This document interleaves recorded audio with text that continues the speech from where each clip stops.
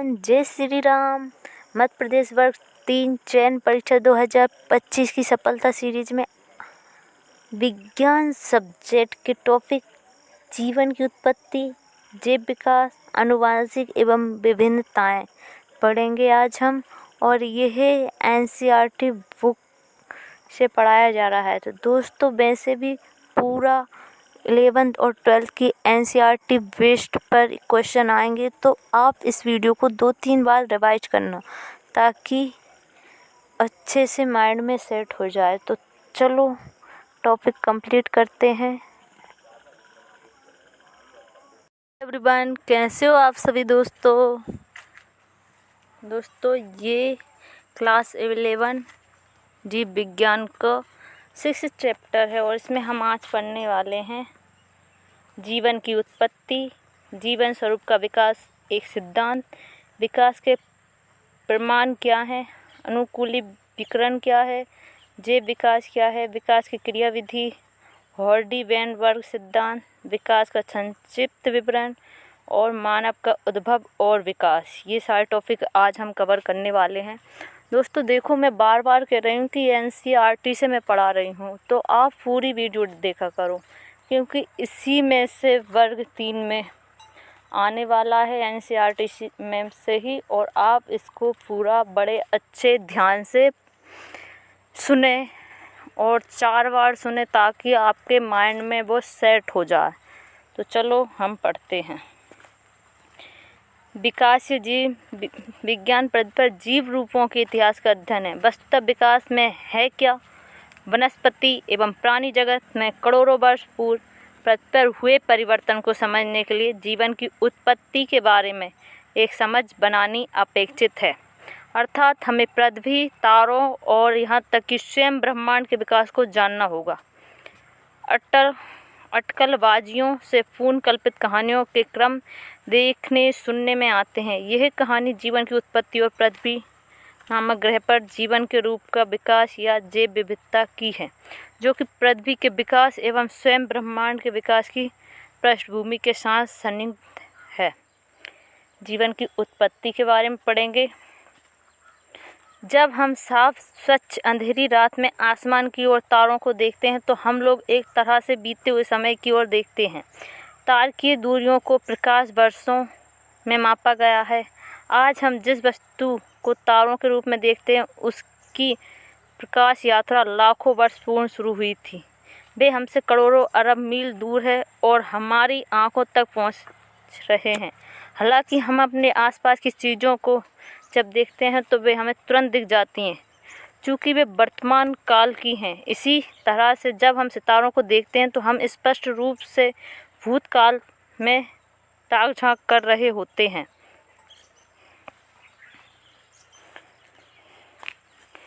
जीवन की उत्पत्ति ब्रह्मांड के इतिहास में एक अनूठी घटना माना गया है। ब्रह्मांड विशाल है। सही मायने में कहा जाए तो पृथ्वी ही अपने आप में ब्रह्मांड की एक कणिका मात्र है। ब्रह्मांड अत्यंत ही प्राचीन, लगभग 20,000 करोड़ 200 मिलियन वर्ष पुराना है।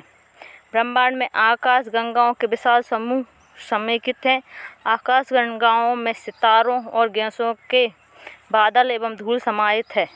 ब्रह्मांड के आकार को ध्यान में रखते हुए पृथ्वी में केवल एक बिंदु या कणिका मात्र है। ब्रह्मांड की उत्पत्ति के बारे में हमें बिग बैंग नामक महाविस्फोट का सिद्धांत कुछ बताने का प्रयास करता है। ब्रह्मांड की उत्पत्ति के बारे में हमें बिग बैंग जो सिद्धांत है वो बताने का प्रयास करता है। यह एक अनूठी कल्पना से भरे महाविस्फोट का भौतिक रूप है। इसके फलस्वरूप ब्रह्मांड का विस्तार हुआ है। तापमान में कमी आई। कुछ समय बाद हाइड्रोजन एवं हीलियम गैसें बनी। यह गैसें गुरुत्वाकर्षण के कारण सघनीभूत हुई और वर्तमान ब्रह्मांड की आकाशगंगाओं का गठन हुआ। मिल्की वे नामक आकाशगंगा के सौरमंडल में पृथ्वी की रचना 4.5 बिलियन वर्ष 450 करोड़ पूर्व माना जाता है। प्रारंभ अवस्था में पृथ्वी पर वायुमंडल नहीं था। जब जल वाष्प, मीथेन, कार्बन डाइऑक्साइड तथा अमोनिया आदि धरातल को ढकने वाले गलित पदार्थ से विमुक्त हुई। सूर्य से आने वाली पराबैंगनी अल्ट्रावायलेट किरणों ने पानी को H2 और O2 हाइड्रोजन तथा ऑक्सीजन में विखंडित कर दिया तथा हल्की O2 मुक्त हो गई। ऑक्सीजन ने अमोनिया एवं मीथेन के साथ मिलकर पानी, कार्बन डाइऑक्साइड तथा अन्य गैसें आदि की रचना की। पृथ्वी के चारों ओर ओजोन परत तथा गठन हुआ। जब यह ठंडा हुआ तो जल वाष्प बरसात के रूप में बरसी और गहरे स्नान पर गई, जिससे महासागरों की रचना हुई। पृथ्वी की उत्पत्ति के लगभग 50 करोड़ वर्ष के बाद अर्थात लगभग 400 करोड़ वर्ष पहले जीवन प्रकट हुआ था। पृथ्वी उत्पन्न हुई, इसके 400 करोड़ बाद कोई जीव उत्पन्न हुआ था। क्या जीवन अंतरिक्ष से आया था? कुछ वैज्ञानिकों का यह विश्वास है कि अंतरिक्ष से ही आया है। पूर्व ग्रीक विचारकों का मानना है कि जीवन को स्पोर नामक इकाई विभिन्न या अनेक ग्रहों में स्थानांतरित हुई। पृथ्वी जिनमें एक थी। कुछ खगोल वैज्ञानिक पैनस्पर्मिया को अभी भी अपना मन पसंदीदा सिद्धांत मानते हैं। काफ़ी समय तक ये भी माना जाता रहा कि जीवन क्षयमान और सड़ती हुई सामग्री जैसे कि भूसे, कीचड़ आदि से प्रकट हुआ। यह स्वतः जनन नामक सिद्धांत था। लुई पाश्चर ने सावधानीपूर्वक प्रयोग को करते हुए ये प्रदर्शित किया कि जीवन पहले से विद्यमान जीवन से ही निकल कर आया है। उसने ये प्रदर्शित किया कि पहले से जीवाणु रहित फिर किए गए फ्लास्क में मृत ईस्ट से जीव नहीं पैदा होते हैं, जबकि दूसरे खुले फ्लास्क में मृत ईस्ट को रखने से कुछ समय बाद नए जीव आ जाते हैं। इस प्रकार से स्वतः जनन सिद्धांत को एक बार सदा के लिए खारिज कर दिया गया। हालांकि इन सब बातों से उत्तर नहीं मिलता कि पृथ्वी पर जीवन सबसे पहले कब आया। रूस के ऑफरिन तथा इंग्लैंड के हाल्डेन नामक वैज्ञानिक ने यह प्रस्तावित किया कि जीवन का पहला स्वरूप पूर्ण विद्यमान जीवन रहित कार्बनिक अणु उदाहरण RNA, प्रोटीन इत्यादि से आया हुआ हो सकता है और जीवन की वह रचना उस रासायनिक विकास के बाद घटित हुई थी जिससे अकार्बनिक संघटनों से विविध कार्बन अणु का मिलर के प्रयोग का आरेखीय निरूपण है। मिलर ने प्रयोग किया था। गठन हो सका। उस समय पृथ्वी की अवस्था उच्च ताप युक्त ज्वालामुखी तूफान वाली तथा वायुमंडल में मीथेन, अमोनिया आदि की कमी वाली थी। एक अमेरिकी वैज्ञानिक SL मिलर ने 1953 में अपनी प्रयोगशाला में इसी पैमाने को स्थायी पैदा की। इसने एक बंद फ्लास्क में निहित मीथेन, हाइड्रोजन, अमोनिया तथा 800 डिग्री सेंटीग्रेड सेल्सियस पर ताप के साथ एक विद्युत डिस्चार्ज कर देखा कि अमोनिया एसिड बनता है। अन्य लोग ने भी ठीक इसी प्रकार के प्रयोग द्वारा शर्कराओं, नाइट्रोजन क्षारकों, वर्णकों तथा वसा आदि प्राप्त किए।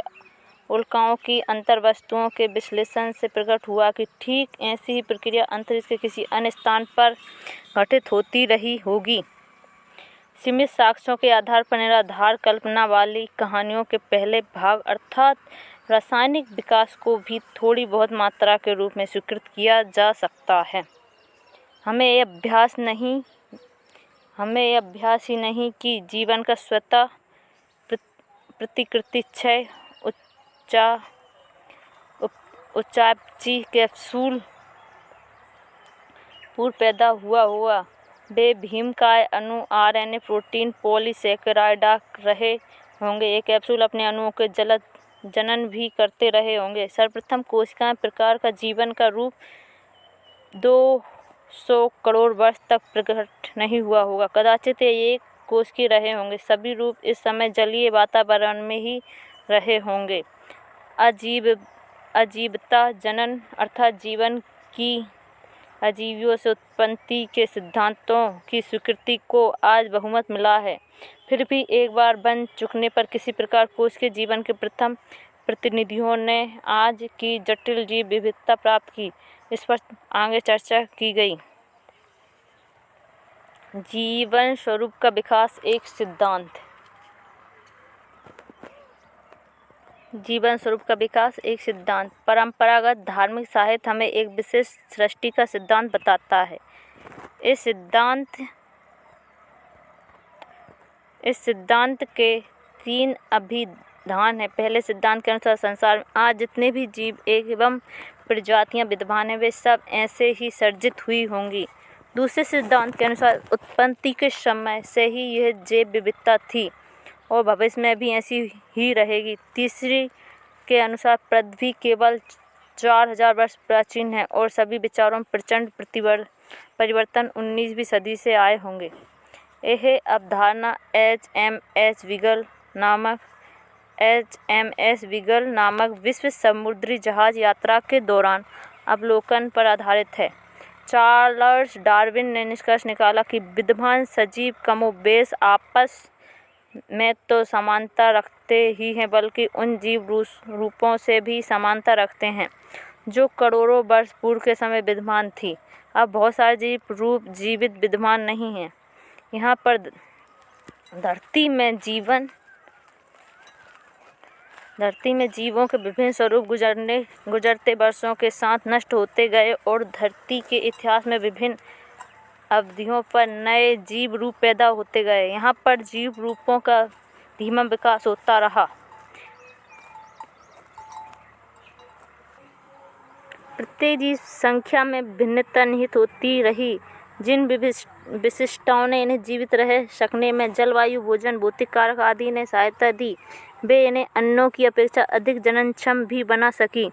दूसरे शब्दों में जीव या जीव संख्या में उपयुक्तता थी। यह उपयुक्तता डार्विन के अनुसार जनन संबंधी उपयुक्तता ही रह जाती है।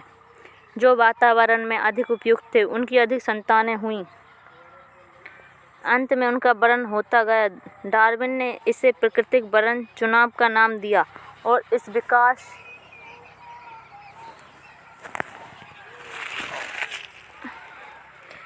विकास के प्रतिमान के रूप में लागू किया। आइए एक प्रकृति वैज्ञानिक एल्फ्रेड वॉलेस को भी स्मरण करें। उन्होंने मलय आर्कपेलागो पर काम किया। इन्होंने भी ठीक इसी समय पर लगभग इसके आसपास यही निष्कर्ष निकाला। समय गुजरने के साथ स्पष्ट रूप से नए प्रकार के जीव पहचान में आते गए। विद्यमान सभी जीव रूप समानताओं में भागीदारी रहते हैं तथा एक साझे पूर्वक के हिस्सेदार होते हैं।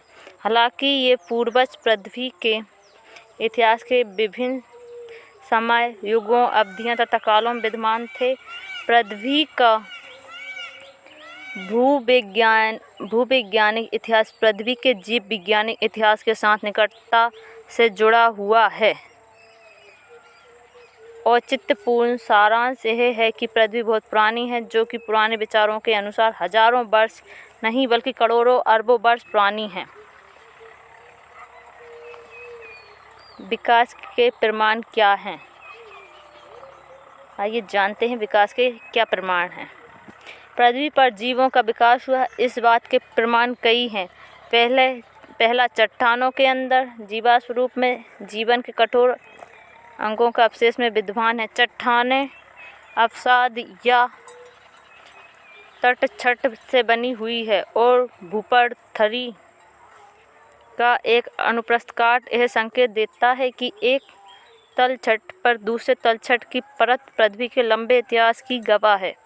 भिन्न आयु की चट्टानों की तटछट में भिन्न जीव रूप पाए गए, जो कि संभवतः उस विशेष तटछट के निर्माण के दौरान मरे थे। उनमें से कुछ आधुनिक जीवों से मिलते जुलते हैं। अभी चित्र में देखेंगे जो विलुप्त जीव जैसे डायनासोर तथा प्रतिनिधित्व करते हैं। उपरोक्त ये देखो, डायनासोर का वंश वृक्ष और उसके आज के मिलते जुलते जीव जैसे मगरमच्छ, पक्षी आदि। ये देखो,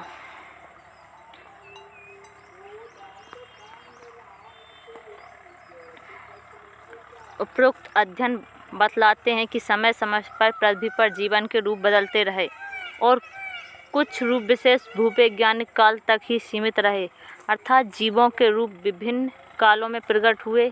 इन सभी को पैलियोथोलॉजिकल पूरा जीवी प्रमाण कहा जाता है। क्या तुम्हें याद है कि जीवाश्मों की आयु की गणना किस प्रकार होती है? रेडियो एक्टिव तिथि निर्धारित और इसके सिद्धांत क्या हैं? विकास के लिए गुणात्मक समर्थन भी अर्नेस्ट हेकल द्वारा प्रस्तावित किया गया। ये प्रमाण कुछ विशिष्ट संरचनाओं के प्रेक्षण पर आधारित थे जो सभी कशेरुकी जीवों के भ्रूण में उभयनिष्ठ रूप से पाए जाते हैं, परंतु वयस्क जंतुओं में अनुपस्थित होते हैं। उदाहरणतः मनुष्य सहित सभी कशेरुकी जंतुओं के भ्रूण में सिर के ठीक पीछे अवशेषी गलफड़ों की श्रृंखला विकसित होती है। गलफड़े केवल मत्स्य से ही क्रियाशील होते हैं तथा किसी अन्य वयस्क कशेरुकी जंतुओं में अनुपस्थित होते हैं, परंतु ये प्रस्ताव कार्ल अर्नेस्ट वेयर द्वारा सावधानीपूर्वक किए गए गहन अध्ययन के आधार पर अस्वीकार कर दिया गया। उसने देखा कि भ्रूण कभी भी अन्य जंतुओं की वयस्क अवस्था से नहीं गुजरता। तुलनात्मक शरीर विज्ञान, शारीरिकी या आर्किकी विज्ञान आज के जीवों में तथा वर्षों पूर्व विद्यमान जीवों के बीच एक रूपता एवं विभिन्नता दर्शाता है। इस प्रकार की समानताओं को साझेपूर्वक के साथ के रिश्ते के रूप में जाना जा सकता है। उदाहरण के लिए व्हील, चमगादड़ों, चीता और मानव सभी स्तनधारी अग्रपात की अस्थियों में समानता दर्शाते हैं। ये यद्यपि भिन्न क्रियाकलाप संपन्न करते हैं, परंतु उनकी शारीरिक संरचना समान होती है। ये देखो, ये मनुष्य, ये चीता, ये भील और ये चमगादड़ के समजात अंगों को उदाहरण पेड़ आम है पौधे और बाम है जानवर। आम में देखो एक जैसे ही हैं, कांटे, बोनक, बिलिया, क्यूकुरबिटा। और ये देखो जानवरों में भी सेम है।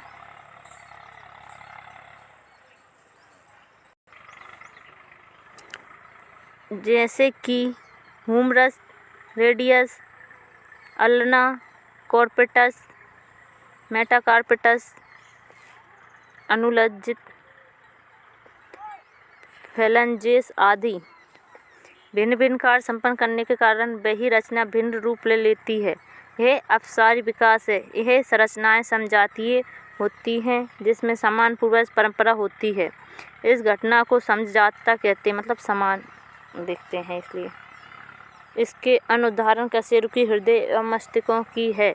इसी प्रकार से पेड़ों में भी बोलगन, बिलिया एवं क्यूकरबिटा के कांटों एवं पांतनाओं में भी समजातता का प्रदर्शन दिखता है। तुल्य रूपता बिल्कुल विपरीत स्थिति को दिखलाती है। पक्षी एवं तितली के अंडे लगभग एक समान दिखते हैं, लेकिन इसमें पूर्वज परंपरा समान नहीं है और ना ही शरीर की रचना में समानता है, भले ही भी समान क्रिया को संपन्न करते हैं। इसके अलावा अनुरूपता या तुल्य रूपता का उदाहरण ऑक्टोपस तथा स्तनधारियों की आँखों की है, या पिग्विन और डॉल्फिन मछलियों के पक्षों की अनुरूपता है। कोई तर्क दे सकता है कि समान आवासीय विशेषताओं के कारण जीव के समूह ने समान अनुकूल विशेषताओं को चयन किया, क्योंकि उनके कार्यकलाप समान थे। फिर भी उनकी अनुरूपता का आधार अभिसारी विकास है। ठीक इसी प्रकार से समजातता भी अपसारी विकास पर आधारित है। तुल्य रूपता के अन्य उदाहरण शकरकंद तथा आलू हैं। ये चिड़िया है, देखो श्वेत पंख में काले पंखों वाले सलावों के वृक्ष के तने का चित्र, प्रदूषण रहित और प्रदूषित क्षेत्र में।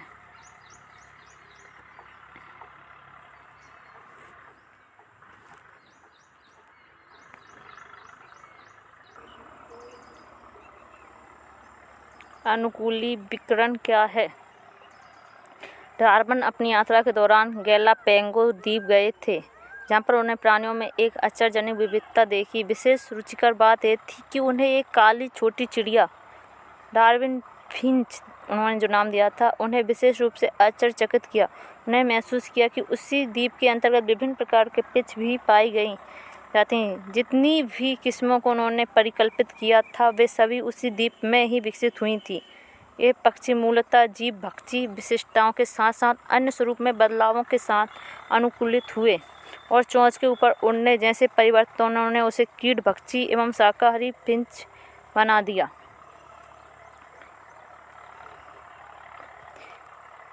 ये देखो, ये इनकी चोंचों का आकार देखो।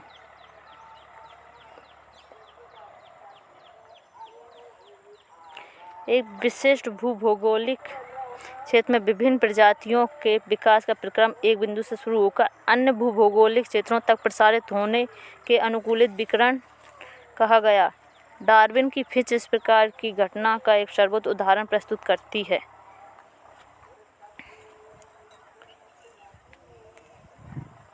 एक उदाहरण ऑस्ट्रेलिया मार्सुपियल का है। अधिकांशतः मार्सुपियल जो एक दूसरे से बिल्कुल भिन्न थे, एक पूर्वज प्रभाव से विकसित हुए और वे सभी ऑस्ट्रेलियाई महाद्वीप के अंतर्गत हुए। जब एक से अधिक अनुकूली विकिरण का एक अलग थलग भौगोलिक क्षेत्र प्रकट होते हैं तो उसे अभिसारी विकास कहा जा सकता है। ऑस्ट्रेलिया के अपरास्तनीय जंतु भी इसी प्रकार के स्तनधारी की किस्मों के साथ अनुकूलित विकिरण प्रदर्शित करते हैं, जिनमें से प्रत्येक मेल खाते मार्सुपियल, अपरास्तनीय भेड़िया तथा तस्मानियाई वुल्फ मार्सुपियल के समान दिखते हैं। ये देखिए, ऑस्ट्रेलिया के शिशुधारी प्राणियों के अनुकूली विचरण।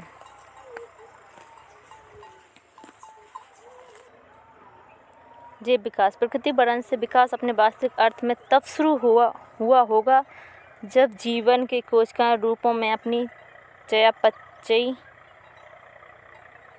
क्षमताओं की भिन्नता के कारण अपना जीवन आरंभ किया होगा। विकास के डार्विन सिद्धांत का मूल तत्व प्राकृतिक चुनाव है। अंशस्वरूप के प्रकटन की दर जीवन चक्र या जीवन अवधि से संबंध है। वे रोगाणु जो तेजी से विभाजित होते हैं, उनमें बहुगुणन की क्षमता होती है और 1 घंटे के भीतर करोड़ों विष्टि बन जाते हैं। जीवाणु, मान लीजिए, एक कॉलोनी एक पदार्थ विशेष माध्यम से बढ़ती है, क्योंकि भोज पदार्थ के एक घटक का उपयोग करने की क्षमता निहित है। माध्यम सघटक विशेष बदलाव जीव संख्या का है। केवल वे अंश सामने लाएगा जो कि अन्य परिस्थितियों में उत्तरजीवी रह सके। एक समयावधि के दौरान एक परिवर्तन अन्य से बाजी मार लेता है और एक प्रजाति प्रकट होती है। एक कुछ दिनों के भीतर ही होता है। ठीक यही बात एक मछली या कुक्कुट मुर्गे के लिए लागू होगी है, जो लाखों वर्ष लेगी, क्योंकि उसके जीवन अवधि वर्षों लंबी होती है।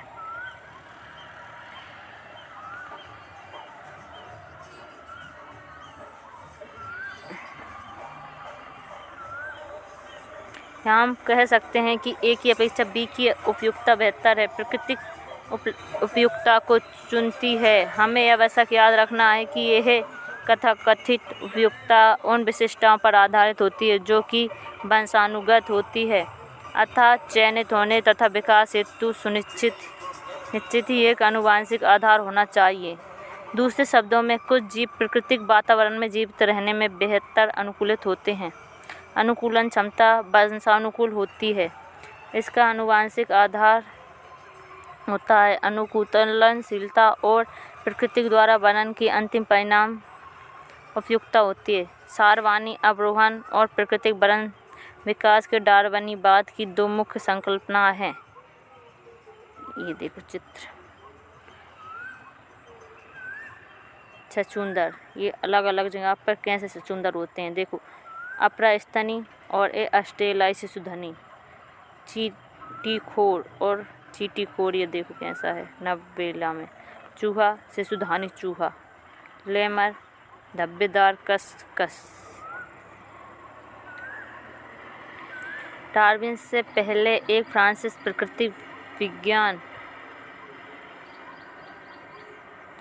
विज्ञानी लामार्क ने कहा था कि जीव रूपों का विकास अंगों के उपयोग एवं अनुपयोग के कारण होता है। उन्होंने जिराफ का उदाहरण दिया जिसमें ऊंचे पेड़ों के फुफगिनों की पत्तियां को चरने के लिए अपने गर्दन की लंबाई बढ़ाकर अनुकूलित किया। इस लंबी गर्दन की प्राकृतिक विशेषता को उत्तरवादी संततियों को प्रदान किया और वर्षों वर्ष बाद जिराफ ने धीरे धीरे इतनी लंबी गर्दन को प्राप्त किया। आज इस अटकलबाजी पर कोई विश्वास नहीं करता है।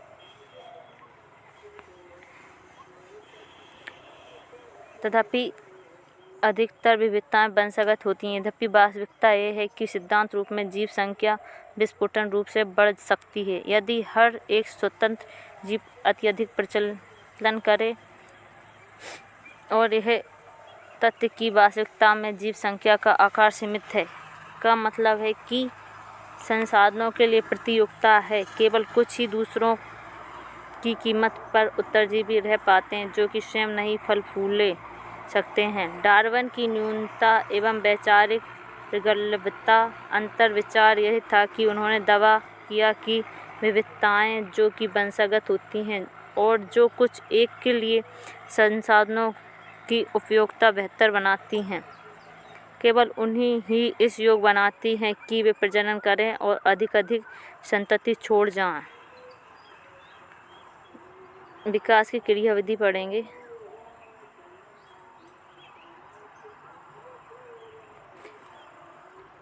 विविधता का उद्गम क्या है और प्रजाति की उत्पत्ति कैसे हुई। यद्यपि मेंडल ने एक वंशानुगत कारकों के विषय में बताया जो दृश्य प्रारूप को प्रभावित करते हैं, डार्विन ने इस प्रकार ध्यान नहीं दिया और इस विषय में चुप्पी ही साधी। 20वीं सदी में प्रथम दशक में हुगो डी बेरीज ने इवनिंग प्राइमरोज पर काम करके म्यूटेशन उत्परिवर्तन के विचार को आगे बढ़ाया। म्यूटेशन का अर्थ है जीव संख्या में सहसा आने वाले बड़े बड़े परिवर्तन। इनका मत था कि ये बड़े से उत्परिवर्तन ही विकास के कारण हैं, ना कि छोटी विविधताएं, जिन पर डार्विन ने बल दिया। ये देखना कि हुगो डी बेरीज ने म्यूटेशन का उत्परिवर्तनवाद दिया और उन्होंने इसे साल्टेसिस बताया। ऐसे मतलब अपन को बर्लाइनर क्वेश्चन करना है तो थोड़ा थोड़ा पढ़ना। हॉर्डी वेनबर्ग सिद्धांत। हॉर्डी वेनबर्ग कहता है कि एक जीव संख्या युग विकल्पी है। क्या कहता है? युग विकल्पी है।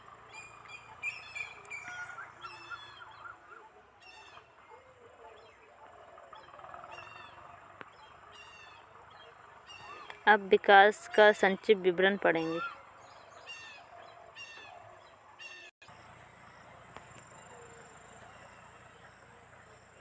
लगभग 2000 मिलियन वर्ष पूर्व पृथ्वी पर जीवन का प्रथम कोश के रूप प्रकट हुआ। विशाल बृहद दुनी का गैर कोशिकीय पुंज झिल्ली युक्त आवरण के साथ कोशिका में कैसे विकसित हुआ, इसकी क्रियाविधि अज्ञात रही। इनमें से कुछ कोशिका में ऑक्सीजन को मुक्त करने की क्षमता थी। यह अभिक्रिया संभवतः प्रकाश संश्लेषण में प्रकाश अभिक्रिया के समान ही रही होगी, जहाँ पर पानी संग्रहित होकर सौर ऊर्जा की सहायता से विघटित होता है। यह ऊर्जा प्रकाश संग्राही वर्णकों में प्रेरित होती है। धीरे धीरे ये कोशिकाएं जैव बहुकोशिकीय जीवों में परिवर्तित हुआ। 500 मिलियन वर्ष पूर्व अकशेरुक जीव बने एवं क्रियाविधि हुई। जबड़े रहित मछलियां संभवतः 350 मिलियन वर्ष पूर्व विकसित हुई। समृद्धि खरपतवार एक कुछ पादप संभवतः 320 मिलियन वर्ष पूर्व अस्तित्व में आई। हमने पहले ही बताया था कि जो पहले जीव धरती पर प्रकट हुए वे पादप थे। जब धरती पर पशु अस्तित्व में आए तब वे पादप धरती पर खूब फैल चुके थे। मजबूत एवं सुदृढ़ पंखों वाली मछलियां धरती पर आ जा सकती थीं। ऐसा लगभग 350 मिलियन वर्ष पूर्व संभव हुआ था।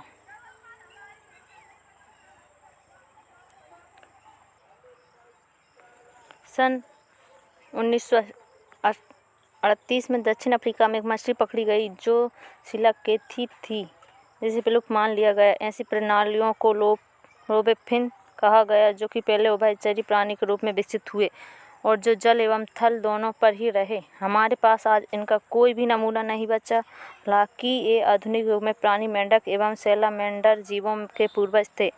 यही उभयचर प्राणी सरीसृप के रूप में विकसित हुआ। यह मोटे कवच वाले अंडे होते हैं जो उभयचर अंडों की तरह धूप में सूख नहीं जाते। एक बार फिर आज हम इसके केवल उभय उत्तरीधारी कच्छप, कछुआ तथा मगर या घड़ियाल ही देख सकते हैं। अगले 200 मिलियन वर्ष बाद विभिन्न आकार एवं आकृति वाले सरीसृप पृथ्वी पर अस्तित्व कायम किया। विशाल पर्णीय फर्न या टेरिपोडा उपस्थित है, किंतु वे सभी धीरे मरकर कोयले के भंडार बन गए। इनमें से कुछ सरीसृप पुनः पानी में वापस चले गए और लगभग 200 मिलियन वर्ष पूर्व समतल मछलियाँ जैसे सरीसृप जैसे एक्टियोसाइस के रूप में प्रकट हुए। पृथ्वी पर रहने वाली सरीसृप निश्चित ही डायनासोर थे। इनमें सबसे बड़ा अर्थात टायरेनोसोरस रेक्स लगभग 20 फुट तथा ऊंचा तथा विशाल डरावना कटार जैसा दांतों वाला था। लगभग 65 मिलियन वर्ष पूर्व अचानक पृथ्वी में डायनासोर समाप्त हो गए। हमें इसके सही कारणों का पता नहीं है। कुछ लोग का मत है वातावरण एवं जलवायु परिवर्तन से ने मारा। कुछ लोग मानते हैं इसमें से ज़्यादातर पक्षियों के रूप में विकसित हो गए। सत्य शायद इन्हीं दोनों के बीच निहित है। इस युग के दोनों छोटे सरीसृप आज के दौर में भी विद्यमान हैं। पहले स्तनधारी प्राणी शुरू थे। इसके जीवाश्म छोटे आकार के हैं। स्तनधारी प्राणी जरायुज होते हैं तथा उसके अजन्मे शिशु माँ के शरीर के अंदर गर्भ में सुरक्षित रहते हैं। स्तनधारी प्राणी छोटे से छोटे खतरों के प्रति सतर्क रहते एवं बचाव करने में बुद्धिमान होते हैं। जब सरीसृप की कमी हुई तब स्तनधारी प्राणियों ने स्थल पर कब्जा कर लिया। यहाँ पर दक्षिण अमेरिका स्तनधारी घोड़े से मिलता जुलता हिप्पोपोटेमस, दरियाई घोड़ा, भालू तथा खरगोश आदि थे।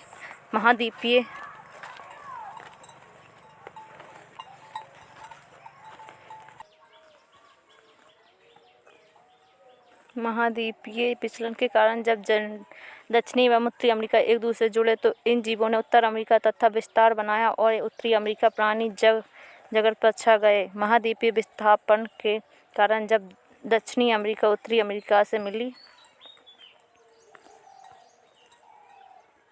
मिला गया तो ये जीव उत्तरी जंतुओं के दबाव में आ गए और वे बहुसंख्यक हो गए। महाद्वीपीय विस्थापन कारण ही ऑस्ट्रेलिया स्थानीय जेंस कंगारू आज जीवित रहे, क्योंकि उन्हें दूसरे अन्य स्तनधारी जीवों से कम प्रतियोगी थे। कहीं हम ये बताना भूल तो नहीं गए कि कुछ स्तनधारी प्राणी पूरी स्थल पर जल में ही रहते हैं, जैसे व्हेल, डॉल्फिन, सील एवं समुद्री आदि। मानव का उद्भव और विकास।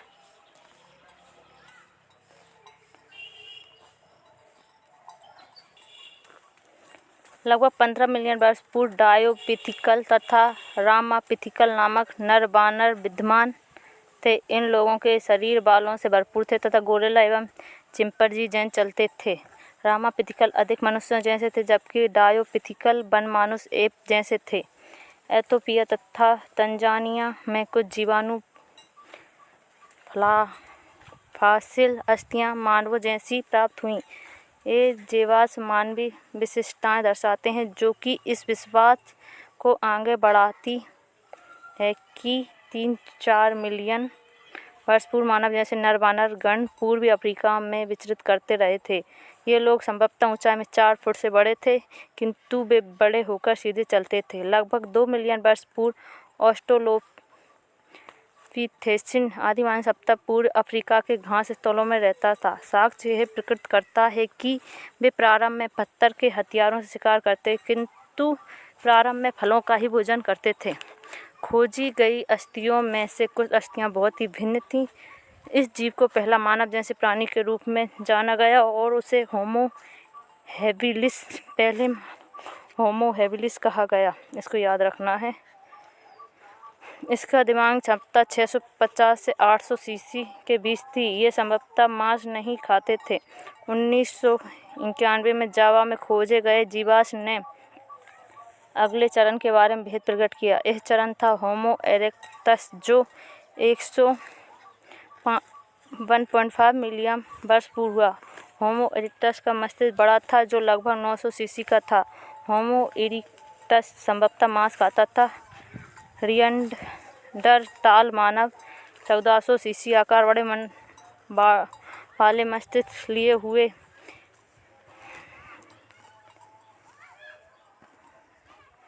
1,00,000 से 40,000 वर्ष पूर्व लगभग पूर्वी एवं मध्य एशियाई देशों में रहते थे। वह अपने शरीर की रक्षा के लिए खालों का इस्तेमाल करते और अपने ये देखो आधुनिक वयस्क मानव शरीर चिंपैंजी और वयस्क खोपड़ियाँ तुलना चिंपैंजी खोपड़ी अधिक मानव से सम है अपेक्षाकृत वयस्क चिंपैंजी खोपड़ी के। ये देखो मृत्यु की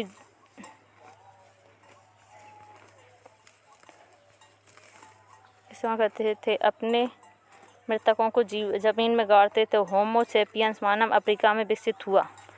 ये कहाँ हुआ था? अफ्रीका में। धीरे धीरे महाद्वीपों से पार पहुंचा था तथा विभिन्न महाद्वीपों में फैला था। इसके बाद वह विभिन्न जातियों में विकसित हुआ। 75,000 से 10,000 वर्ष के दौरान हिमयुग में ये आधुनिक युगीन मानव पैदा हुआ। मानव ने प्रागैतिहासिक गुफा चित्रों की रचना लगभग 18,000 वर्ष पूर्व हुई। कृषि कार्य लगभग 10,000 वर्ष पूर्व, ये सब याद रखना है, तथा मानव बस्तियां बनना शुरू हुई। बाकी जो कुछ हुआ वे मानव इतिहास या वृद्धि का भाग और संभवतः की प्रगति का हिस्सा है। दोस्तों अब जो हमने छोड़ा है वो देख लेते हैं कौन से युग में क्या होता है। ये देखो भूवैज्ञानिक कालों में होकर कशेरुकों की विकासीय इतिहास का चित्रण। 350 मिलियन में आरंभिक सरीसृप विलुप्त कार्बोनिफरस, 300 में साइनेप्स और 350 में सोरोपिस पोलियोसोर विलुप्त, ट्राइएराटोप्स थेरोडॉप्स विलुप्त, जुरासिक काल में थेरोप्स विलुप्त होते गए। इसे क्रिटेशन में डायनासोर विलुप्त हुए और तृतीय में चतुर्थ में और ये अब डायनासोर्स के ये जो है ये डायनासोर की जातियां हैं जो अब हैं। ये भी ये पोलियोजोइक काल, मीजोजोइक काल और सीनोजोइक काल।